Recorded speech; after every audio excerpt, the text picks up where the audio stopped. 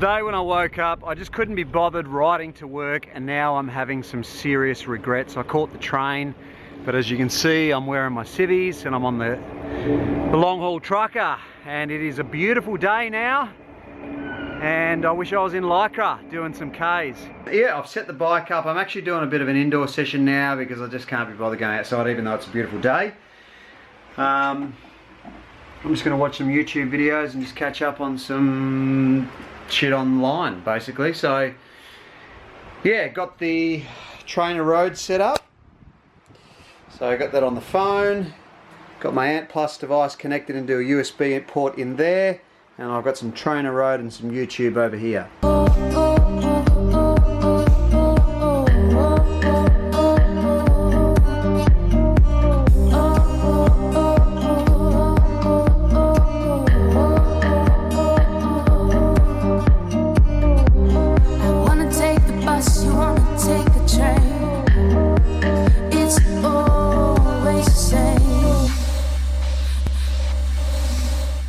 Okay guys, I recorded a Q&A session earlier and I had this, I was eating pizza, like a vegan pizza, and I had this massive red bit of tomato sitting on my cheek. I just thought, stuff it, I'm going to do the whole thing again. So, oh well, here goes. I think this time might actually be a better Q&A. G'day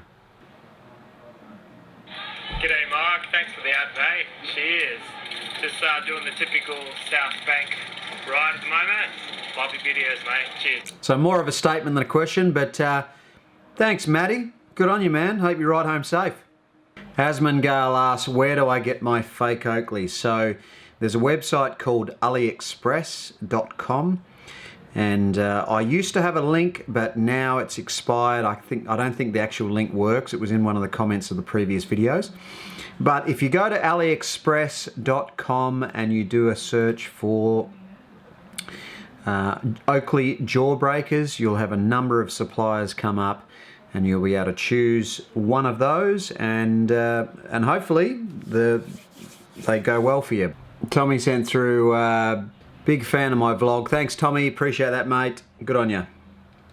Tom Alice asks, hey, what do you think of Pat Shaw and Peter Kennaugh altercation at the Sun Tour? So first of all, I'll apologise if I don't say Peter Kenaugh's name properly, but I'm going to say it that way for now. Look, I think there's more to that interaction than meets the eye. There's a lot that went on over the 4 or 5 days of racing at the Herald Sun Tour that we weren't privy to.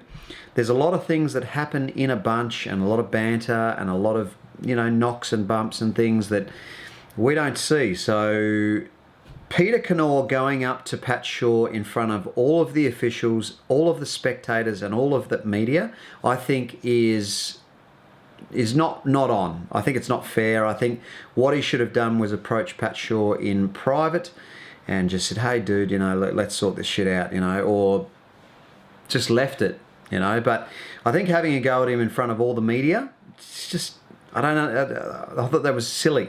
I thought it was really silly, and it didn't matter whether it was Pat having a go at Peter or Peter having a go at Pat.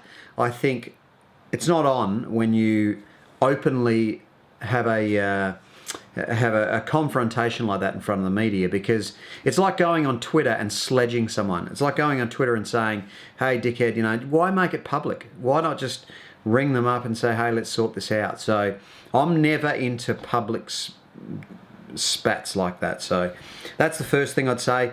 Next thing I'd say is I'm a bit of a Pat Shaw fanboy. So Pat's been on my vlog. He's been kind enough to give up his time. So I'm probably biased towards Pat. As Andrew Christie Johnson said from Avanti ISO Way, you know, it was two hotheads in a race together, and in my opinion they should have left it on the track. They should have just left it out on the road. It's like, this is why cycling isn't a very mature sport, because in Australian rules football, for example, there's altercations on the ground all the time. Guys are ripping into each other, swearing at each other, whatever, and very rarely is that taken off the ground. So yeah, in my opinion, Peter was in the wrong in that incident. I don't think he should have done what he did, and I think Pat And, you know, obviously they've got a lot of sponsors. He's riding for Avanti Ice Airway, so he doesn't want to lose sponsorship. So obviously Pat's not going to respond in front of all the cameras and stuff. So that's my thoughts on it. You guys may have a different opinion, but look, share your comments below and we'll discuss it. Leighton says, hi Mark, I started my own YouTube channel. Do you plan your vlogs or do you just pick up the camera and talk? Generally, Leighton, I pick up the camera and just talk into it. I very rarely script anything. In fact, I never script anything, ever.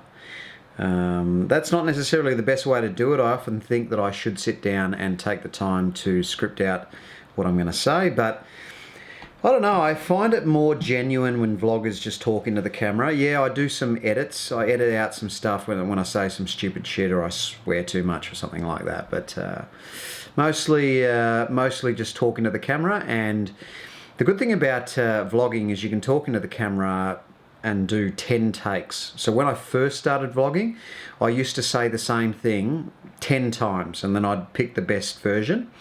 Now, I'm at a stage now where I can literally just talk into the camera, ramble on, maybe cut out a few little bits and pieces of that little segment, and then I post it. And it makes things so much easier, but you get better with time.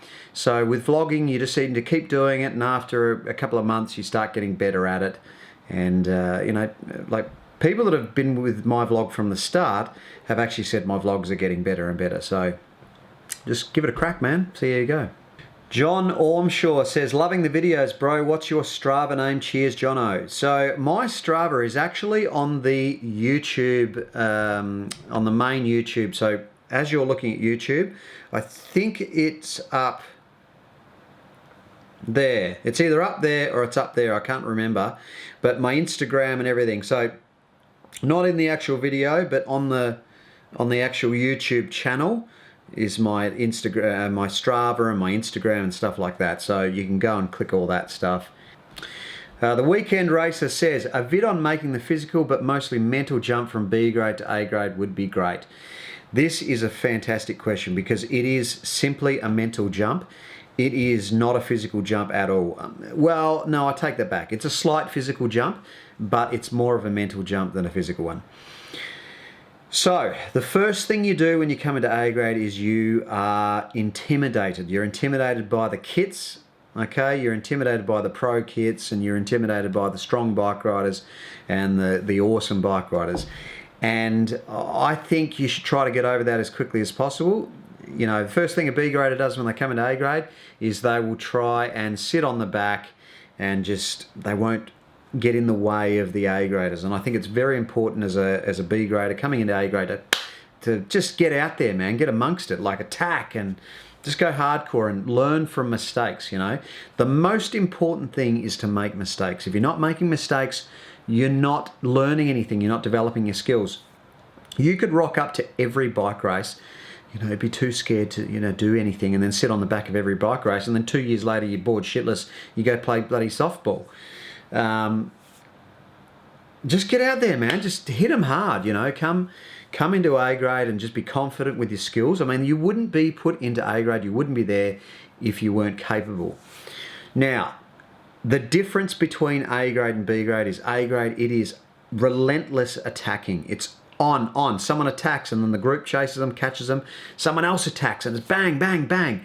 Whereas in the lower grades, it's more attack and then the group chases and catches and everyone brings their heart rate down a little bit and just hangs out and talks. And then someone else attacks and then the group brings them back and then everyone hangs out a little bit. And the hang out a little bit gaps become greater the lower you go down the grades, right? But as you come up to A grade, it is attack because the A graders know, they know that if you're going to attack and the group brings you back, the best time to attack is when everyone's hurting, when the heart rates are all max, right? Because when someone's heart rate is maxed out, they're not going to chase, you know, or they don't want to chase. They're more reluctant to. So, yeah, so just come into it with gusto and have a crack and be brave and just get into it and make mistakes. That's the most important thing, is to make mistakes and don't be intimidated. All right, that's it for Q&A for this week. I've got Snapchat now. I'm trying to learn it. So what I'm going to do is I'm going to add everybody that adds me And then hopefully next week, and as the weeks go by, I'm going to do a regular Q&A segment on Mondays, because I get a lot of questions now on YouTube and stuff, and I want to answer them, but I don't always get a chance to answer the questions because I've got a day job, you know, so I don't always have a chance to sort of answer the questions on YouTube. And if I don't answer your questions, please don't take it personally. It is simply because I just don't have time to do it. And I'd rather make videos than be answering questions, and I hope you guys understand that. So the other thing I'd say is we've got some awesome things coming up in 2016. I've got some great connections within the Melbourne cycling scene, and those relationships have allowed me to sort of do some stuff. So we're going to be doing some drone footage. We're going to be putting GoPros on good bike riders, doing some race commentary stuff. We may even have a little group sit down on a Friday morning and just, you know, 3 or 4 bike riders and just flesh out some topics in cycling and just keep it real, you know, real and genuine and just vloggy and not too much of a production. Hopefully I get better at the drone footage. I really like to get some drone footage of the races. But you know, I'm talking to people about that. Things are happening, wheels are in motion. So stay around.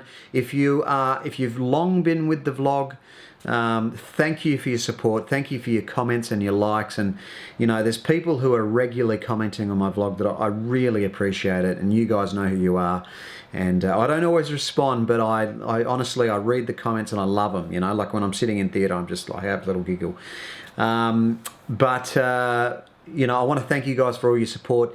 Thank you for looking after Hannah. I've had no troll comments about Hannah, which is awesome, because getting her into the vlog and getting her confidence up has been a really important thing to me.